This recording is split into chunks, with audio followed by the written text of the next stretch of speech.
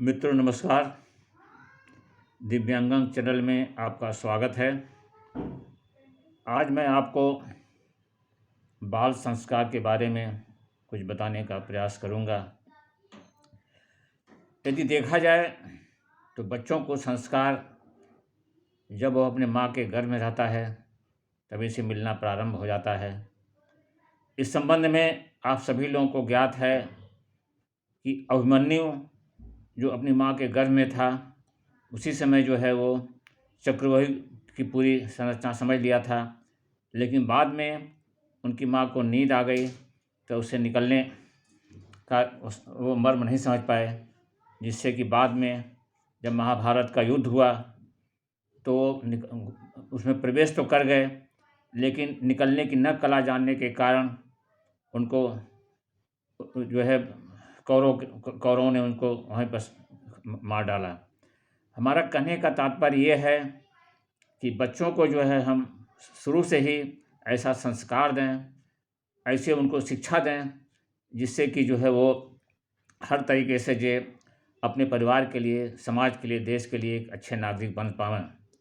इस संबंध में कहा गया है कि मनुष्य जो है 4 प्रकार का होता है। नर पिशाच जो कि सिर्फ अपने थोड़े से स्वार्थ के लिए किसी का कुछ भी नुकसान कर सकता है। नर पशु जो कि चुपचाप पड़ा रहता है और अपने किसी भी जो है न किसी का कोई नुकसान करता है न कोई फायदा करता है, अपने हर कार्य के लिए जो खुद बेचारा चुपचाप पड़ा रहता है। नर मानव जो अपने बारे में तो सोचता ही है और अपने साथ साथ और लोगों को भी सोचता है। तथा चौथा जो होता है देव मानव। देव मानव का मतलब है कि हम अपने बारे में कम सोचें तथा दूसरों के बारे में ज़्यादा सोचें। तो हमारा कहने का तात्पर्य है कि यदि हम अपने बच्चे को देव मानव न बना पाएँ तो कम से कम जो मानव का उसने जन्म लिया है तो उसको नर मानव अवश्य बना पाएँ। निश्चित रूप से ये नर मानव बनाने का दायित्व जो है माता पिता पर ही जाता है। माता पिता वो प्रथम पाठशाला हैं जहाँ बच्चा सीखता है, तो सीख करके जो है एक अच्छा नागरिक बन सकता है या बुरा नागरिक बन सकता है। देखिए, संस्कार उसे कहते हैं जिसमें बच्चों को जो है अच्छे गुणों का समावेश करते हुए अनगढ़ से सुगढ़ बनाना होता है। अनगढ़ का तात्पर्य है कि पत्थर बिल्कुल जब तराशा नहीं जाता है तो पत्थर रहता है, और जब उसको कारीगर जो है उसको अच्छे ढंग से तराश जाता है तो मंदिर की मूर्तियों तक बन जाता है। हमारा कहने का तात्पर्य है कि ये हम ही जो है बच्चों को जो है किसी हर तरीके से जो है उसको गढ़ करके उसको एक संस्कारवान बना सकते हैं, चरित्रवान बना सकते हैं। यही हमारा बाल संस्कार शाला का सबसे मुख्य उद्देश्य होगा। तो इसके लिए हमें क्या करना होगा? सर्वप्रथम तो देखिए, जो हम पुरानी चीज़ों को हम बिल्कुल भूल जाते हैं, क्योंकि पुराना जो पहली चीज़ें थी गुरुकुल की व्यवस्था थी, उसमें जो गुरु माँ जो होती थी वो बच्चों को अच्छे से संस्कार देती थी और माता पिता उसके ऊपर बिल्कुल निर्भर हो जाते थे। लेकिन आज का परिवेश बदल चुका है। आज हमारी सोच ये है कि हम अपने बच्चों को अच्छे से अच्छे स्कूल में डाल करके जो है अपने दायित्व का निर्वाह कर लेते हैं, और वहाँ बच्चे जो है हर तरीके से जो अच्छी शिक्षा प्राप्त करके बहुत अच्छा धन प्राप्त, मतलब कि अच्छी नौकरी पाएंगे और बहुत जो है धनवान बन जाएंगे। हमारा कहने का तात्पर्य है कि हम बच्चों को धनवान बनाने का प्रयास न करें, उनको गुणवान बनाने का प्रयास करें। जब वो गुणवान बन जाएंगे तो निश्चित रूप से जो है धनवान बनने में उनको कोई ज़्यादा समय नहीं लगेगा। अगर धनवान नहीं भी बन पाते हैं किसी तरीके से जो है अपने प्रारब्धवश या किसी कारण से, तो वो जो है अपने गुणों के माध्यम से जो है हर कोई काम ऐसा कर सकते हैं जो कि समाज के लिए, परिवार के लिए, देश के लिए लाभप्रद हो। इस संबंध बड़े बड़े महापुरुषों का हम उदाहरण दे सकते हैं, जो कि उनकी माता जी का उसमें बहुत बड़ा योगदान रहा। उन्होंने अपने पुत्र को जो है या अपने बच्चे को जो है काफ़ी अच्छा संस्कार दिया जिससे वो महान बन सके, तथा उसमें जो है देश की और समाज की सेवा कर सके। देखिए, शुरुआत हम अपने परिवार, अपने घर से करते हैं, जहाँ बच्चा आज जो वर्तमान परिवेश में जो है बच्चा पैदा होते ही साल भर होता है तो उसको मोबाइल या टीवी को दिखा दिया जाता है। और आप तो जानते हैं कि मोबाइल या टीवी में क्या आते हैं टीवी में, चाहे जो भी प्रोग्राम आवे, लेकिन बच्चा उसका इतना आदी हो जाता है कि वो बिना टीवी देखे हुए यूट्यूब में जो तमाम सारी चीज़ें आती रहती हैं, तो उसको जो है बिना देखे वो न खाना खाएगा, ज़िद करने लगता है। तो इस संबंध में हमारा ये कहना है कि हम आज के परिवेश में उसको रोक तो नहीं पाएँगे, लेकिन टीवी में जहाँ तक मैं समझता हूँ यूट्यूब में बड़े अच्छे-अच्छे बच्चों के लिए प्रोग्राम आते हैं, उनको सिखाया जाता है, वो सारी चीज़ें अगर हम उनको दिखावें, और तमाम जो सारे कार्टून जो बेकार के आते हैं जिससे कि वो स्टंट उसमें ज़्यादा होते हैं, तो बच्चे उस स्टंट को ज़्यादा पसंद करते हैं और बाद में उसी तरह बनने की कोशिश करते हैं। जिससे नतीजा ये होता है कि वो ज़िद्दी हो जाते हैं, तो अपने ज़िद में जो है अपने हर तरीके के जो है ज़िद को पूरा करने का प्रयास करते हैं। इस संबंध में माता-पिता के पास चूँकि ज़्यादातर जगह देखा गया है कि दोनों को जो है, दोनों सर्विस कर रहे हैं, उनके पास इतना समय नहीं है कि अपने बच्चों को समय दे पावें और उनको अच्छी-अच्छी बातें सिखा पावें। तो वो करते क्या हैं कि टीवी खोल दिया और टीवी खोलने के बाद जो है अपने काम में लग गए। लेकिन मेरा मानना है कि ये उनका जो है किसी तरीके से जो है भविष्य जो है ठीक नहीं जा रहा है। इस टीवी के इस कार्टून के देखने से और सारी चीज़ों को देखने से किसी प्रकार की अच्छी शिक्षा नहीं प्राप्त कर पा रहे हैं। अतः आप यदि उनको टीवी से वंचित न करिए, तो कम से कम ऐसा कार्यक्रम तो उनको ज़रूर देखने के प्रोत्साहित शुरू से ही दिखाइएगा, तो निश्चित रूप से जो है वो अन्य कार्यक्रम के बारे में नहीं सोचेंगे, तब उसी को देखेंगे। जहाँ तक मोबाइल का मेरा मानना है, मोबाइल में एक बहुत बड़े डॉक्टर को मैं सुन रहा था, वो कह रहे थे कि अगर आपको एक हाथ में मोबाइल देना हो और एक हाथ में अंगार देना हो, तो आप निश्चित रूप से बच्चे के हाथ में अंगार दे दीजिए, लेकिन मोबाइल मत दीजिए। मोबाइल से बच्चा इतना ज़्यादा एडिक्ट हो जाता है कि वो अगर उसको मोबाइल हाथ में पड़ गया, तो वो हमेशा सदैव मोबाइल में लगा रहेगा, कुछ न कुछ अपना उँगली नचाता रहेगा। उसको तो कोई जानकारी नहीं हमें क्या देखना है, लेकिन उँगली नचाते-नचाते जो है वो सारे कार्यक्रम को देखने लगेगा। इसमें कोई ऐसी ख़ास बात नहीं, बात ये है कि उसमें इससे इतना ज़्यादा एडिक्ट हो जाता है कि उस एडिक्शन से जो है बाद में फिर कभी मोबाइल छोड़ नहीं सकता है। और उसमें ये भी उन्होंने डॉक्टर साहब ने बताया कि इससे मोबाइल के एडिक्ट होने से तमाम शरीर में केमिकल्स निकलते हैं, जो कि बच्चों के स्वास्थ्य के लिए बड़ा विपरीत प्रभाव डालते हैं। अतः आप लोगों से मेरा ये अनुरोध है कि बच्चे को जो है कभी भी मतलब निश्चित रूप से मोबाइल उसके हाथ में न लगने दीजिए। अब देखिए, जब बच्चों को जो है, हमने बताया कि 3 साल तक बच्चे भगवान के स्वरूप होते हैं और उसके बाद धीरे-धीरे प्रकृति के गुण में आदि में सतो रजो तमो में आकर के जो है उसी के अनुरूप बनने जाते हैं। तो हमारा प्रयास होना ये चाहिए कि हम उनके अंदर जो है सतो गुण का ही प्रवेश करा पावें। इसके लिए देखिए ऐसा है कि बच्चों को जो है सर्वप्रथम जो है घर में हमारे प्रणाम की जो है, नमस्कार का जो है एक जो है व्यवस्था मतलब कि होना चाहिए। हम अपने बड़ों को सदैव नमस्कार करें। इसका क्या लाभ होता है? आज हम देख रहे हैं कि गुड मॉर्निंग का कल्चर लागू हो गया है। बच्चे सुबह उठते ही अपने पापा मम्मी या जो भी हैं उनको गुड मॉर्निंग कहते हैं। तो गुड मॉर्निंग के बदले में उनको कोई आशीर्वाद तो मिलता नहीं है।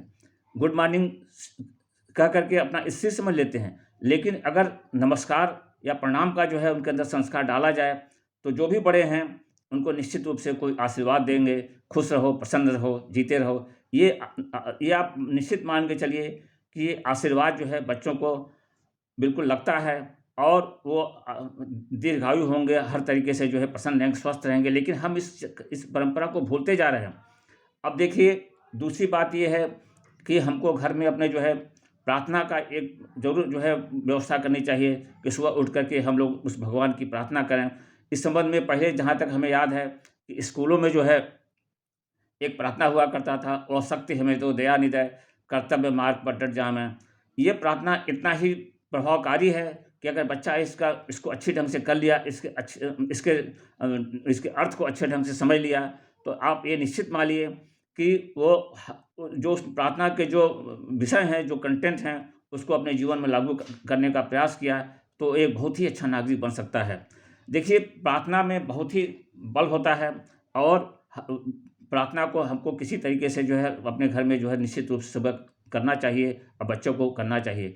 इससे क्या होगा कि अगर बच्चे के अंदर भगवान की उपस्थिति का जो है वो हो गया, जानकारी हो गई कि भगवान जो है जो सर्वत्र व्यापी है, कण-कण में व्याप्त है, वो हमारे सामने मौजूद है, हमारे हर क्रियाकलापों को देख रहा है। ये अगर जानकारी उसको बचपन से ही हो जाएगी, तो आप ये निश्चित मान लीजिए कि उसको अंदर एक बहुत ही अच्छा संस्कार बनेगा और कभी भी किसी तरह से कोई गलत कार्य नहीं करेगा। अतः आपसे हमारा अनुरोध है कि आप बच्चों को जो है ये चाहे इसको आप आध्यात्मिक व्यवस्था कर लीजिए या धार्मिक व्यवस्था कर लीजिए, जो भी कह लीजिए, लेकिन भगवान का एहसास उसको निश्चित रूप से कराते रहना चाहिए। मैं इस मन में अपना प्रैक्टिकली अनुभव कर रहा हूँ कि मेरा 3 साल का नाती है, जब भी मैं पूजा करता हूँ, तो आकर हमारे पास बैठ जाता है। जब हम आरती करते हैं, तो हाथ जोड़ के खड़ा हो जाता है। तो ये बहुत अच्छी चीज़ है, क्योंकि बच्चे तो एक जो है उस मिट्टी के समान हैं। उनको जिस तरह से आप गढ़ोगे, उसी तरह गढ़ेंगे। और हम जो है हम ये हमारे ऊपर निर्भर करता है कि हम उसको किस तरीके से जो है गढ़ें और किस तरह से संस्कार बनवाएँ। तो मेरा कहने का तात्पर्य है कि हमारा शुरुआत दिन का जो है प्रार्थना से होना चाहिए, फिर उसके बाद नमस्कार से होना चाहिए, प्रणाम से होना चाहिए। प्रणाम करने के बाद जो है हम उनको खाने के लिए अच्छी-अच्छी जो जो भी सात्विक भोजन है, उसको देने का प्रयास करेंगे, तो निश्चित रूप से हमारे बच्चे जो है जब सात्विक भोजन करेंगे, तो एक अच्छा संस्कार पाएँगे। क्योंकि कहा गया है कि जैसा खाए अन्न, वैसा बने मन। तो अन्न का मतलब ये नहीं होता कि सिर्फ़ अन्न जो आप खा रहे हो। अन्न में और सारी चीज़ें भी आ जाती हैं, जो आपके क्रियाकलाप है, सारी चीज़ें हैं, वो अन्न में आ जाती हैं। तो उनको जो है उनको जो है जब ये उस तरह से क्रियाकलाप देखेंगे, तो उनके अंदर एक बहुत अच्छा संस्कार बनेगा। अब देखिए ऐसा है कि बच्चों को हमने पढ़ाई के बारे में बताया कि बच्चों को हम अच्छे मीडियम स्कूलों में डाल देते हैं और हम अपेक्षा करते हैं कि वो खूब मतलब कि मेहनत करके प्रथम आवे और प्रथम आने के बाद एक बहुत अच्छा जो है नौकरी पा जाए। देखिए मेरा इस संबंध में कहना है कि हर बच्चों का क्षमता अलग-अलग होती है, उनके गुण उनको जो है उनका रुचि अलग-अलग होती है। तो हमको जो है अपने बच्चों के रुचि को सदैव उसको ध्यान में रखना चाहिए कि हमारे बच्चे की क्या रुचि है। ये रुचि सिर्फ़ हमारे माता-पिता ही बच्चे के माता-पिता ही देख सकते हैं कि बच्चे की क्या रुचि है। उसी रुचि के अनुसार उनको पढ़ाने के लिए प्रोत्साहित करना चाहिए। इस संबंध में एक मैं आपको बताना चाहूँगा कि जंगल का जो है रिज़ल्ट जो है, जिसमें कि जंगल में बच्चों का जंगल के जानवरों के बच्चों का जो है एक परीक्षा हुआ, जिसमें पेड़ पे चढ़ना जो है उनको चढ़ना था। तो निश्चित रूप से हाथी के बच्चे, जिराफ के बच्चे, ऊँट के बच्चे, ये सब इसमें फ़ेल हो गए। तो इन जानवरों को लगा कि हमारा बच्चा तो बहुत कमज़ोर है। उन्होंने उसके लिए ट्यूशन रख दिया, कोचिंग रख दिया कि हमारा बच्चा पेड़ पर चढ़ जाए। लेकिन उसके बाद भी वो ना चढ़ पाए। तो बाद में पता चला कि वो उन बच्चों के अंदर उनकी पिटाई भी की, सब कुछ किए, लेकिन वो कभी पेड़ पर नहीं चढ़ सकते हैं। तो हमें ये देखना चाहिए, मतलब हमारा तो हमने जानवर का एग्ज़ाम्पल दिया, लेकिन हमें देखना चाहिए कि उस जो करिकुलम हम बच्चों को एक समान रूप से पढ़ा रहे हैं, उसमें जो है उसकी आवश्यकता है कि नहीं आवश्यकता है। तो उस जंगल के रिज़ल्ट के समान जिसमें बंदर का बच्चा सर्वप्रथम आ गया, क्योंकि बंदर तो स्वभाव से ही उछलता-कूदता रहता है और उछलने-कूदने पर वो पेड़ पर चढ़ गया। तो इससे हम ये नहीं मान सकते हैं कि वो बंदर जो है सबसे सर्वश्रेष्ठ है, सबसे बुद्धिमान है तथा अपने बुद्धि के बल पर जो है उसने ये सारी जो है चीज़ें प्राप्त कर ली। हमारा कहने का तात्पर्य है कि आप अपने बच्चे के रुचि के अनुसार से, उसकी गुणवत्ता के अनुसार से, उसके आईक्यू के अनुसार से उसको शिक्षा दीजिए, तब उस अनुरूप उसको जाने दीजिए। अपने कभी किसी इच्छा को उस पर थोपिए नहीं, क्योंकि कभी-कभी इच्छा थोपना जो है बड़ा विपरीत प्रभाव डालता है।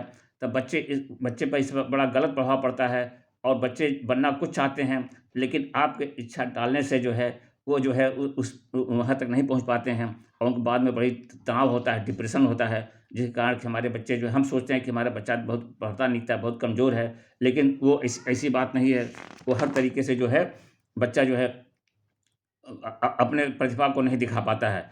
तो कहने का मतलब ये है कि बच्चे को जो है वो जो है उसको प्रतिभा का खुद उसको दिखाने दीजिए। बस हम एक मूक दर्शक ऐसा जो है उसको जो है पड़े रहें। अब देखिए, जहाँ तक मेरा मानना है कि बच्चे आजकल जो है, चूँकि माँ-बाप के पास इतना समय नहीं है कोई ज़्यादा देख पावें, तो बच्चे बहुत ज़्यादा ज़िद्दी हो जा रहे हैं। जिस चीज़ के लिए ज़िद करते हैं, उसको पूरा कराने का प्रयास करते हैं।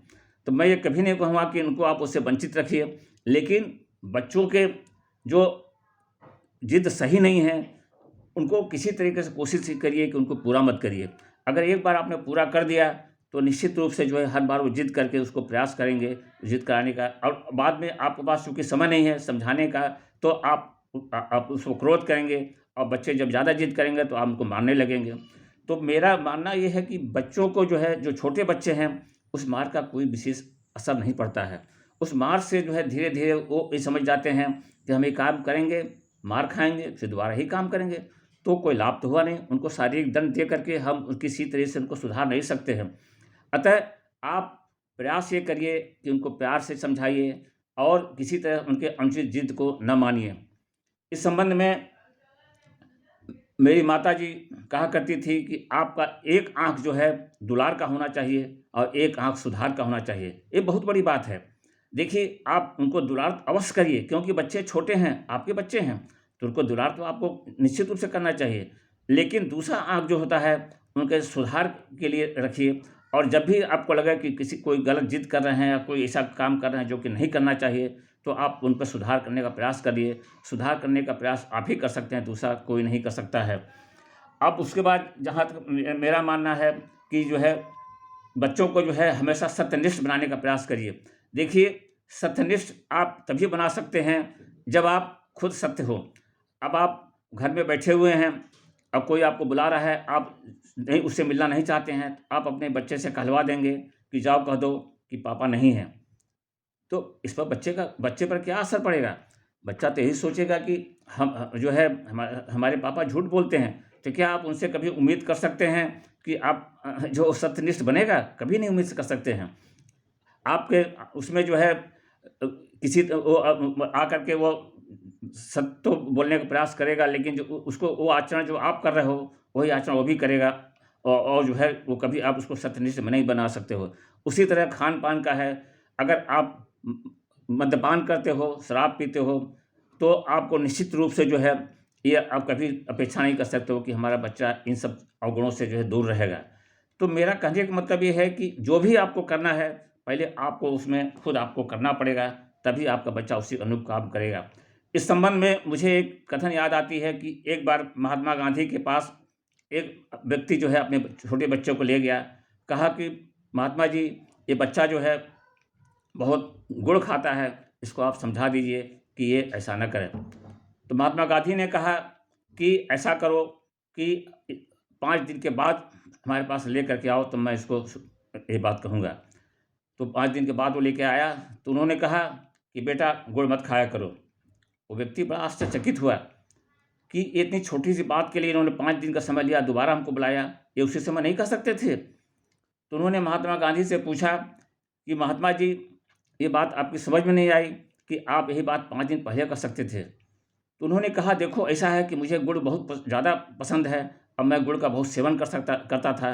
लेकिन जब आपने कहा तो मैंने 5 दिन गुड़ को छोड़ा और जब मैं छोड़ दूँगा तभी मैं किसी को उसकी सीख दे सकता हूँ। अतः मेरा कहने का तात्पर्य है कि जो भी आप अपने बच्चे से अपेक्षा करते हो, उसको जो है निश्चित रूप से जो है आप जो है उसको जो है अपने ऊपर पहले लागू करो, तभी आप अपने बच्चे पे किसी तरह से कुछ उसको उतार सकते हो। अब देखिए ये है कि उसके बाद जो है अब आप जो है टेलीविज़न से हमने बताया ही आपको और उसके बाद जो है ये बच्चे को अधिक प्यार प्यार भी हमने आपको बता दिया है ना? तो मेरा कहने का मतलब है कि वर्तमान परिवेश में हम गुरुकुल व्यवस्था तो नहीं लागू कर सकते हैं, लेकिन अपने घर में ही एक छोटा-मोटा गुरुकुल जो है बड़े अच्छे ढंग से कर सकते हैं। अभी आप पर निर्भर करता है कि आप इसको कितना अपने जीवन में लागू करते हैं। आपको तो जो बनना था बन चुके हैं।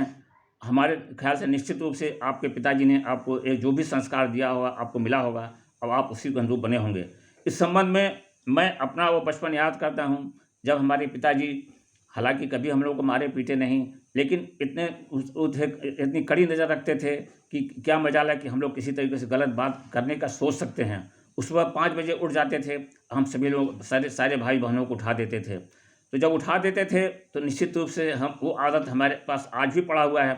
हम लोग सुबह उठ कर के आप ये मान के चलिए कि सुबह उठना जो है जीवन का सबसे ही श्रेयकर काम है। अगर आप सुबह उठ गए, तो आपके पास बहुत समय है पढ़ने के लिए, चिंतन के लिए और हर तरीके से जो है आपको जो है आपको जो है मूल्यवान चीज़ें मिलेंगी। तो कहने का तात्पर्य ये है कि जो आप बच्चों को संस्कार दोगे, वही संस्कार वो पाएँगे और आप उसी हिसाब से जो है आप अपेक्षा करते हो कि हम मतलब कि हमारा बच्चा बहुत अच्छा बने, लेकिन हम उसको अपने जो हमारे पास अवगुण हैं उसको हम अब दूर नहीं कर रहे हैं। तो क्या क्या आप सोच सकते हो कि बच्चा हमारा जो है किसी तरीके से इन गुणों को जो है अपने अंदर ग्रहण कर सकता है? कभी नहीं ग्रहण सकता है। तो आप पहले अपने में वो गुण लाइए, उसके बाद जो है देखिए, मुझे एक घटना अभी और याद आ गई कि मैंने जीवन में कभी धूम्रपान का बहुत बड़ी चीज़ थी, कभी मैं पान भी शायद ना खाया हूँ। एक बार मैं पान खा के आया, तुम्हारी बिटिया बहुत छोटी थी, वो कहती है, "अच्छा पापा, आप पान खा के आए हैं?" तो मुझे वास्तव में बड़ा शर्मिंदगी महसूस हुई कि बच्चा मुझे टोक रहा है, ये अच्छी चीज़ नहीं है। कहने का तात्पर्य है कि कोई मैं अपनी बड़ाई नहीं कर रहा हूँ, लेकिन कहने का तात्पर्य ये है कि आप जैसा चाहोगे वैसा आपका बच्चा बनेगा। इस संबंध में आप जानते ही हो कि जो दुनिया का चाहे कोई बड़ा से बड़ा चोर हो, डकैत हो, लेकिन वो कभी नहीं चाहता कि हमारा बच्चा अच्छा बने। तो इससे 2 लाभ होगा, अगर आप अपने बच्चों को संस्कारवान बनाना चाहते हो, तो आप उनको अवगुणों को छोड़ना पड़ेगा।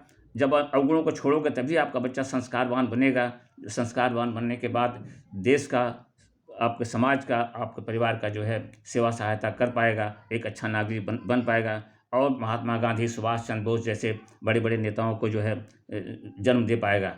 अतः आप, मेरा अनुरोध है कि आप जो है निश्चित रूप से जो है इन सारी चीज़ों का अगर थोड़ा बहुत लागू करते हैं, तो और आपको लाभ होता है, तो हमारे इस कथन का जो सार्थकता होगी। बाकी तो जो है नमस्कार, मैं अपने वाणी को विराम देता हूँ। नमस्कार।